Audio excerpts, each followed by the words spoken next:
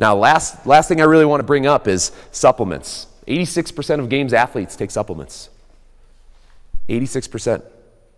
Surprised by that? No, not at all. Me neither. Okay, but here's the funny part. There is no rhyme or reason behind those 86% what they're taking. Anything from liquid greens to a laundry list of performance-enhancing stuff. Creatine, microlactin, beta-alanine, you name it. What is our recommendation? What's my recommendation? Start with the simple stuff. What's the big one? Fish oil, you guys know it. Fish oil. Now, we typically say for the person that's just getting into CrossFit that 3 grams will do and add from there. For the amount of damage that you guys are doing towards your muscle, I say that a minimum of 10 grams of EPA, DHA when you're training at a higher volume. See how you feel. How do we judge it? It's going to sound nasty, but if you leave an oil spill in the toilet, we've got an issue.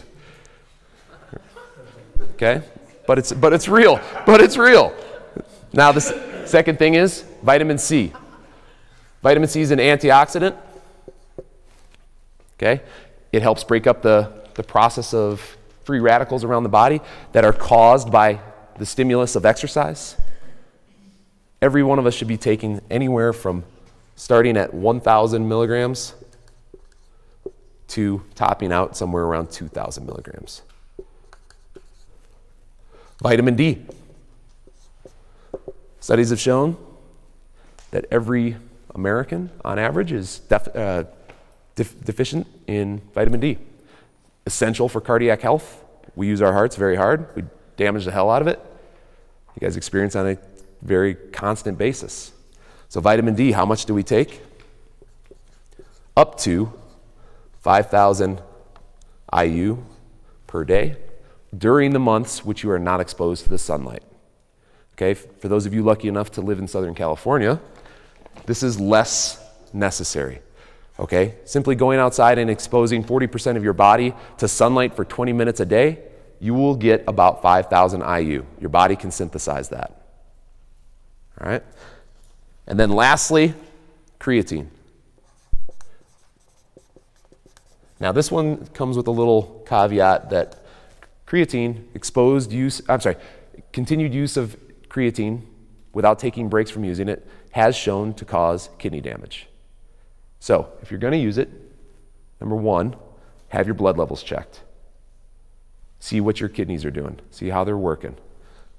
Now, with that said, it's also shown to extend the period of our phosphocreatine performance. So we'll see better lifts, better single effort or 5 rep max lifts, 5 pulls on a rower to see where we're at for our max watts and 5 pulls, stuff like that. We can see improved performance. Does it do much for us in the longer duration stuff? Not as much. So what does it really do for CrossFitters? It'll help us train to lift heavier weights or do a faster 40. Okay? Questions? Yeah. On that vitamin C, does it matter? Like, you know, I guess there's pills, powders. I mean, what? Pills, powders. What do you suggest? Does it matter? Usually a liquid form, a liquid form is usually going to be better synthesized in your body.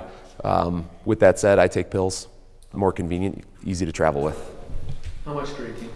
How much creatine? That deviates per person and per package, different brands, stuff like that. I believe, you'll have to check the back of it, but I believe it's 2.5 grams pre and post.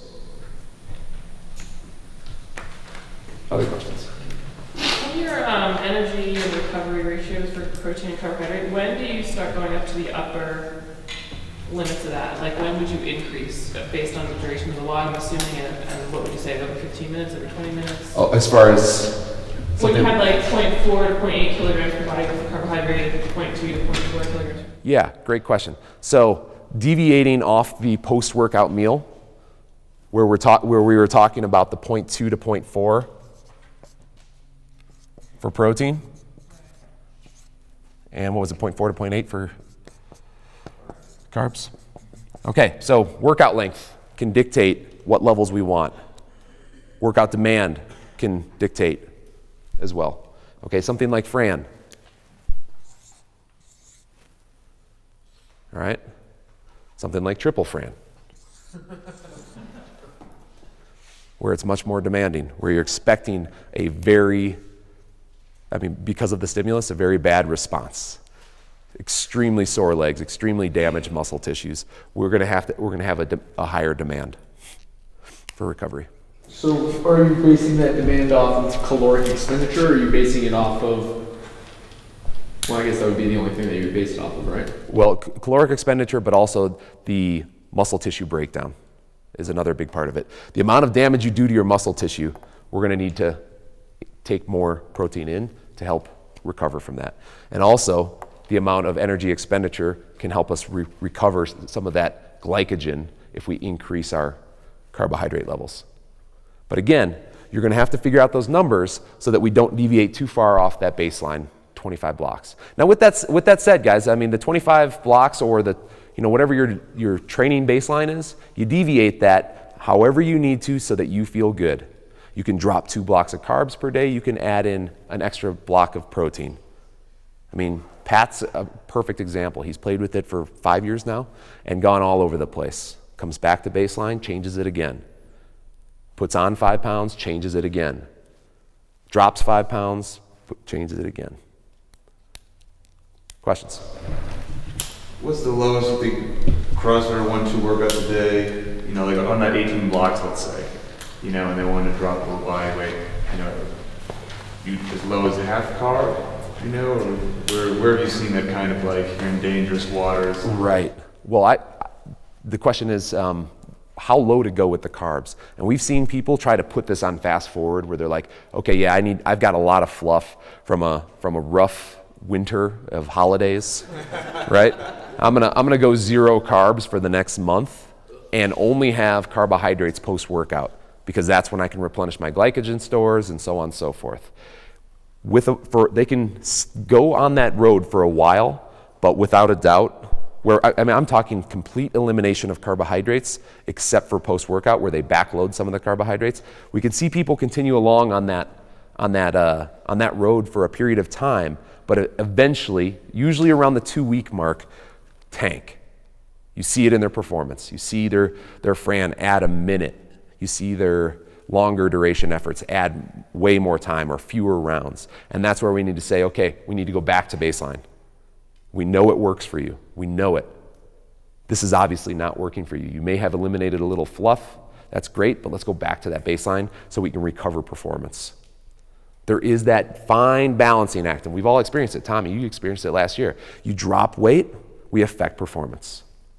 We add weight, we affect performance. We need to know where baseline is. Matt, how would you modify this for masters athletes or people over 45, 50 years old? I would not. The question is the masters athletes, people who are a little older, age deviations. Remember, what we're primarily concerned about is this right here. Lean body mass. If they've got it, we support it. Protein, and then we fill in the blanks after that.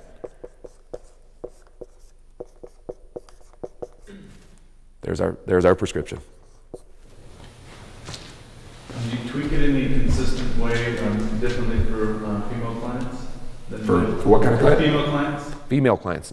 No, again, I mean, it comes down to this same thing that Justin just asked.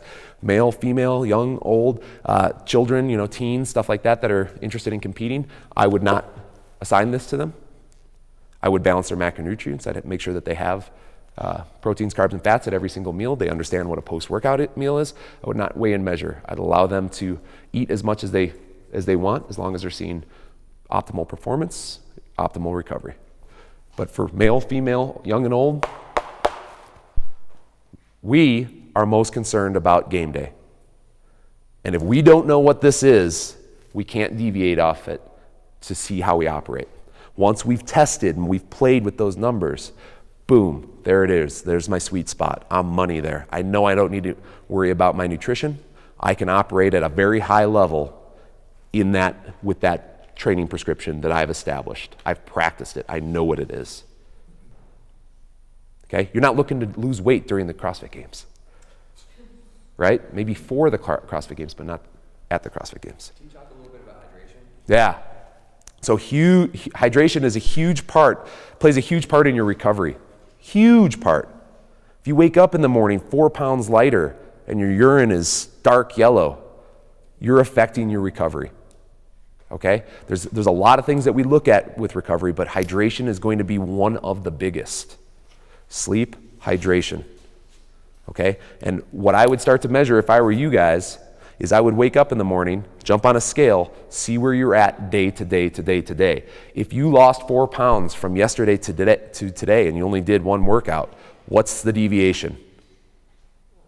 It's not this. Right? The caloric intake is exactly the same. We're not deviating off of that, so that's not the issue. If I lost 4 pounds, I'm down a half gallon of water. Half gallon of blood volume, half gallon of recovery, and I get off the scale, 4 pounds lighter, go take a pee. Yeah, well, it looks like Coca-Cola. Okay? And that truly affects your recovery. Do you have specific guidelines that you would recommend? Yeah, so typically it's area specific, kind of like the damper setting on a rower, it's area specific. Tommy is going to have to drink much more water than the Valley girls do. Right? They're at a lower elevation. When they breathe in and out, there's more moisture in the air. So they're actually taking some moisture in, breathing some out. Whereas Tommy and I, at a higher elevation, Chris, Eric, at a higher elevation, when we exhale, we're exhaling a lot of moisture into a very dry climate. So it's going to change from person to person. But again, you need to establish what works well for you. You can overhydrate and affect your recovery because you stay up peeing all night. You can underhydrate, we know that. So you need to kind of establish how much water works well for you. I know that for me, 100 ounces of water works very well at this higher elevation. Okay, now here's the other thing. Just simply hammering down water on a daily basis, not the greatest thing, right? We're washing out our electrolytes, which will affect our performance, especially with this clean diet. We don't have a lot of salt in our diet, and all of a sudden you're going to start to notice, hey, I'm drinking like crazy, but geez, I feel like I'm dehydrated. Let's add in some of those electrolyte salts. Okay, there's a million different brands of effervescent tablets that you can crack open and put inside your water now that will give you those salts that you need. Magnesium, chloride, all that stuff. Does that help? Yep. Other questions? Good. Yeah. So the types of food on competition day. Yeah. I know like our guideline is meats and vegetables, stuff to eat some fruit, little stuff, no sugar. But is there some foods we should stay away from or gravitate to on competition day? I would say that the question is competition day, carbohydrates mostly, right? Yeah. I would say that it's probably more fair to stay with a little bit of veggies and probably more fruit. A little bit of veggies, probably more fruit. Okay, the issue is you're not filling your belly with as much volume, which we don't want to do. Okay, but at the same time, we're still packing in the same amount of carbohydrate, mostly in the form of fructose when we have that fruit, which is not synthesized in your muscle fibers, but it is synthesized mostly in your liver.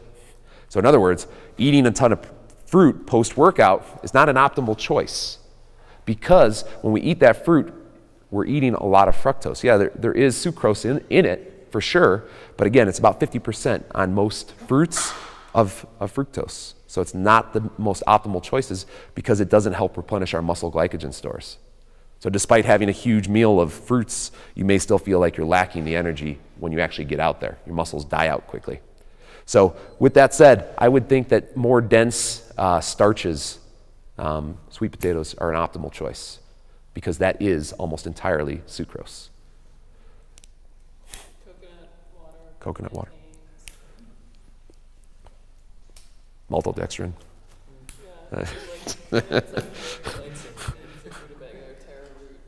Yep. Questions? I've got an athlete that suffers with cramping. Do you have any suggestions, particularly during workouts? Cramping. Okay, well, first thing I would look at is hydration. And then I would ask the question, if it was at this elevation, how much water are you drinking? And is it only water? Okay, and if the answer is yeah, I only drink water, I say, tell me a little bit about your diet. Do you add salt in any of your workouts? No, I'm salt-free completely. Don't touch it. Any processed foods that you might get salt into your diet? No, complete. I just pack in the veggies and all that stuff, and I cook all my food on my own. Okay, then I would look at those hydrating salt. Let's try this. Let's see if it affects a change at all. So primarily just a sodium question. It would be. Yep. It would be. Just one, just from experience, like as far as gaining and losing, as important in nutrition sometimes is just a stimulus. So especially with like high school kids that are having a really tough time gaining weight, I've just noticed through experience, you may have found the same thing, like doing a bunch of Metcons and stuff is not a good stimulus to get bigger. Right. It's okay, but they're definitely I feel like the programming bias has as much an impact. Like if you're eating really lean and squatting 4 times a week, you're gonna have a hard time losing. Right. And on that same token, if you're doing a bunch of Metcons and eat a bunch of food, you're gonna have a hard time gaining. Like, I'm sure Chris has noticed it. Like Chris had to add a ton of just volume training, lifting, and stuff like that. So that's a whole other topic. But it is but it's a great point to say. Stimulus is almost has to be considered with the nutrition. Absolutely. When we run into that issue where when we're not loading the body up as much as we would if we were working specifically on strength. When we're trying to gain weight, the more you load your central nervous system, the more your body responds by growing. If we're doing 95-pound thrusters for 100 reps, obviously we're not going to give the body the same stimulus. So when we have that 30 blocks of food, 5x fat, and we're trying to reach a goal of weight, scale back the Metcons. Scale back the Metcons, load the central nervous system. Yoke carries, mandatory, 2 minutes a day. Stuff like that. Absolutely, without a doubt. Guys, I'm gonna give it to Chris. Thanks, man. Yeah, guys.